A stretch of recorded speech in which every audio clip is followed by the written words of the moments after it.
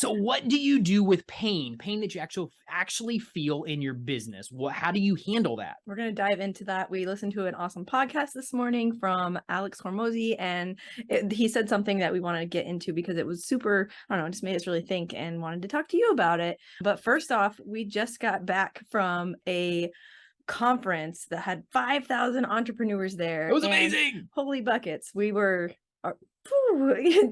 your mind explodes. So it's really cool to be in a place with like-minded people. So that was really awesome. But did you have a takeaway from the conference Yeah, this week? and the conference was amazing anyway. So just going to it and listening to people definitely in this situation, how they've dealt and overcome painful situations. And when we talk about pain, we're not talking about a cut on your arm or, you know what I mean? It's not physical pain. It's more of emotional pain. It could be physical, but it's more of emotional pain. Like financial struggles. Exactly. Like, yeah, that kind of thing that you deal with in business. So yeah. Dealing with growth, dealing with failure, dealing with success. You know, what do people do? And being in a room, I think we had over 40 presenters, 40. Yeah, it was crazy. Over Some big speakers. So 40 speakers at the conference. It was amazing. It was just so good. And most of them are very vulnerable and they are giving kind of their struggle, their journey, and to see how they've handled stuff and how they've progressed and really got success. That was really, really cool. Yeah. And it caused Melissa and I actually to reflect on our business, our journeys with what we do.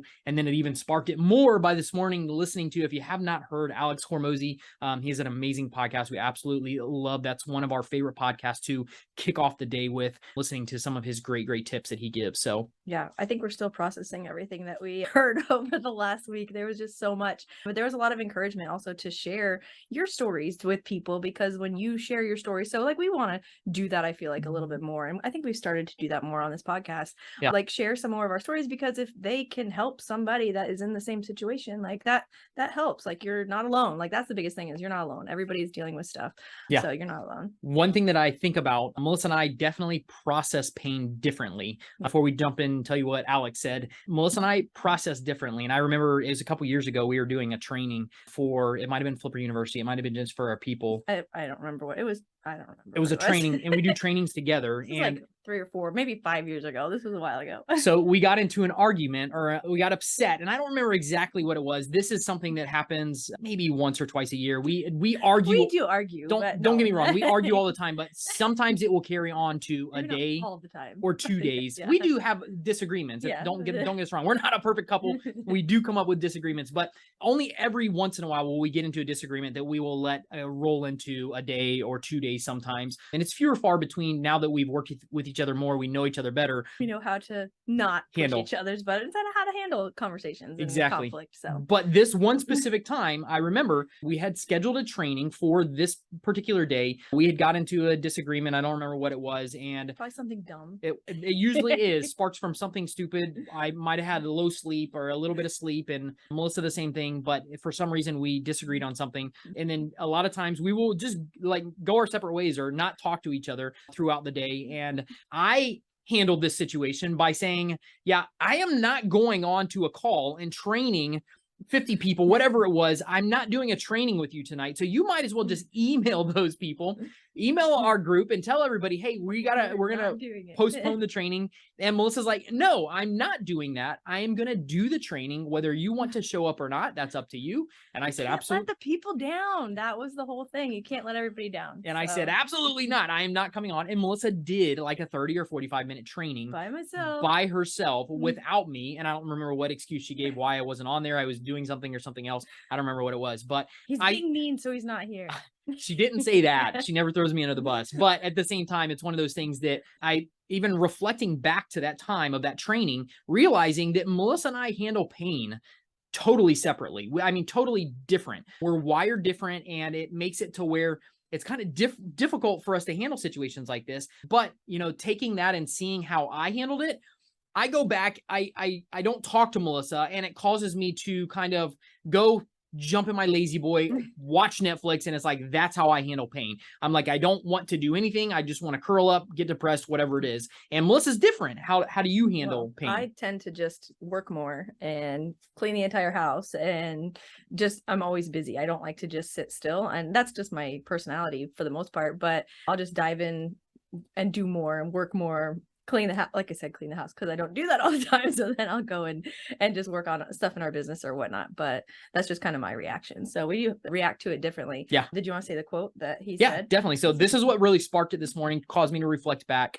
Alex Hormozi, and we might not get it exactly to the T, but an amazing quote when you actually think about it. Because he was being interviewed on a podcast about like how are some people successful and some people are having a struggle with success. And he said some people let the pain beat strength into them, and some people let the pain beat strength out of them.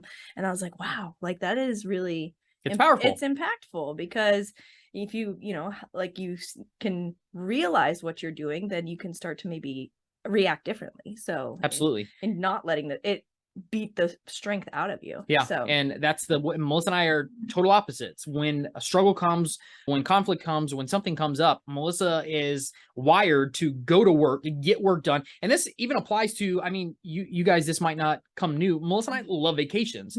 We will spend money on vacations for the experience with our kids, even to fault sometimes, because we'll spend money and then we'll have to come back and make more money. And it's one of those things that I'll come back and get depressed about it to where, I don't know if I would say depressed. Yeah, that's probably not, I'm a positive guy. So depressed is not the right word, but it's more of, you just turn off and you don't, like, it doesn't make you tune it out. Yeah, you and just don't want to think about it. Exactly. So you're I'll like, sit okay, down. we need to make money. I don't really want to think about it. I'm just going to relax and Yeah. we'll think about it tomorrow.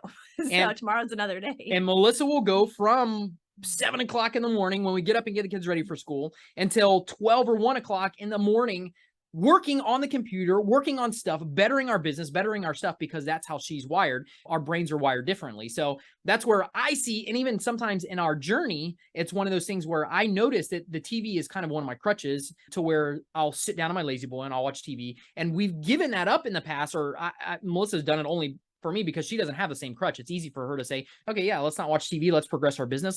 Let's get to work and do some of this back end stuff and do more videos and stuff like that. So it's one of those things that she doesn't have the same crutch. But for me, I see that sometimes and I'm like, okay, you know what? I'm going to go without TV for a month. I'm going to go without TV for, I started with a week, 2 weeks and stuff like that. So I can get more stuff done. And this is really cool because it was powerful to listen to this morning, realize that, and I've known this, but I've never really thought about it, that this is kind of how we handle situations when we do come into pain, when we come into conflict or something like that. So it's really, really cool to be able to see this. Yeah. So we just kind of had a conversation about it. And so we thought we would hop on here and, just kind of ask the question, how do you handle, like, if you're struggling maybe, or like, and how do you handle the pain that comes in? Maybe it's financial pain. Maybe like, what does it make you do? Does it make you try to solve the problem, or does it make you, does it beat the strength out of you? So it's kind of, it's just an interesting take. So yeah. Maybe even if you're living paycheck to paycheck, like probably 90% of Americans, does that cause you to come home at night, and does it fuel you to go to the next level? And I remember this is another thing. Add a side hustle. Exactly. And I remember Melissa started a side hustle before we started Flipper University. She got into what would you call it? A network marketing company? Yeah, a supplement company. And she worked her butt off because it was a paycheck to paycheck that we lived. And it was one of those things, that's how she did it. I didn't do that. I don't have that. I went and worked, and then I kind of watched TV at night and relax. And it's like, okay, that's kind of our challenge to you, is how are you handling right now those struggles? If you're trying to grow, how are you handling those struggles, and being able to see which one you are of the spectrum, and then realizing what you can do to go to that next level. That's kind of our challenge for you today. That was our whole with this episode, is trying to figure out where you're at and then what you can do to move forward to that next level. So am I hearing that TV's coming back off the wall? Well, it never went back up on the wall, true. But it's one of those things that, that's one of the things for my progression. We still have a little TV up there now. It's not even the big TV, is still in the garage.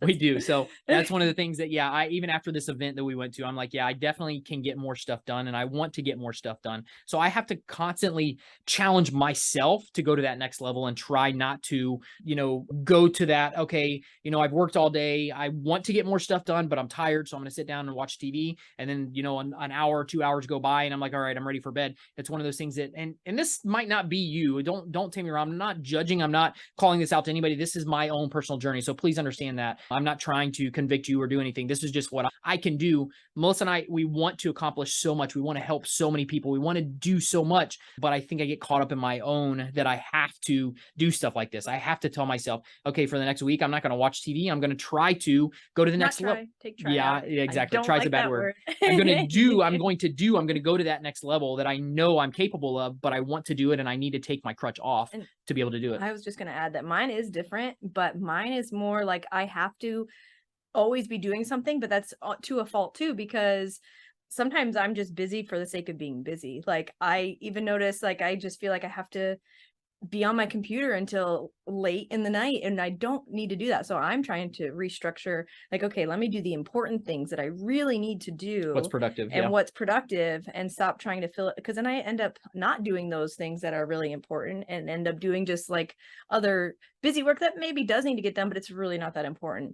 Or I get sucked into social media because I'm looking up new things that we could be posting on TikTok or Instagram and looking up trends or something that turns into an hour of mindless scrolling that didn't need to happen.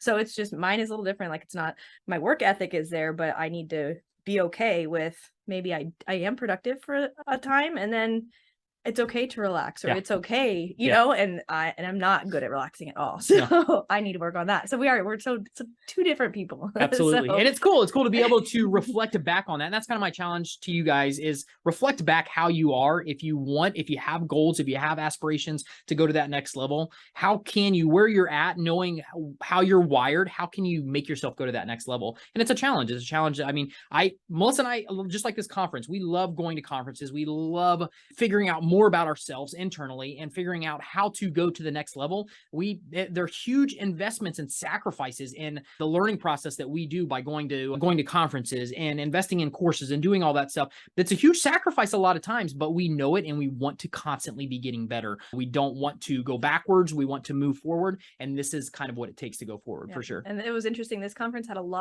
there was some tactical business things, but there was a lot of like your identity and your, like, I don't know, it was a lot of, okay, how do you handle things and how you can do better? And I don't know, it was just really interesting. We're still internalizing. I'm sure it'll come up on future podcast episodes because we got a lot to process through. Yeah. So, and that actually brings us into our next. It did cause us to know that we want to restructure Flipper University. So by going to this conference, it really, Melissa and I have been talking probably for the last week since we've gone to the conference. We're trying to figure out the best way. This has been a conversation for a while now, but this just kind of solidified that where we want to go with Flipper University. Yeah. So to be able to help more people, to be able to really move the needle in people's businesses. So we did decide that. So yeah, as of the recording of this episode that we are doing right now, Flipper University, I think we're going live. What's the date? It's open on the 29th through October 2nd. And this is going to be, we're restructuring the whole thing after, like, in the next few months. And we will be going to a monthly membership model for Flipper U. But if you jump in right now while it's open, this is going live right before it opens. But if you jump in this weekend before it closes on October 2nd, you're grandfathered into that membership. So we have over 1,000 students that have gone through Flipper. So if you're listening to this and you are in Flipper University, you're grandfathered into the membership. So you don't have to worry about anything. You're in. It's just going to be all restructured. We want to still be able to give you like live trainings every month, Q&As. We're restructuring the whole thing, and we're really excited about it, of what that's going to look like. But this is the last time that it will be available in the course format. So, and you'll get access to membership. Recap, if you are in Flipper University right now, you are grandfathered in. It doesn't affect you one way. You'll still get access to all the new stuff coming up. So. Exactly. And if you are jumping in through September, whatever the date was. 2nd. Sorry, October 2nd to...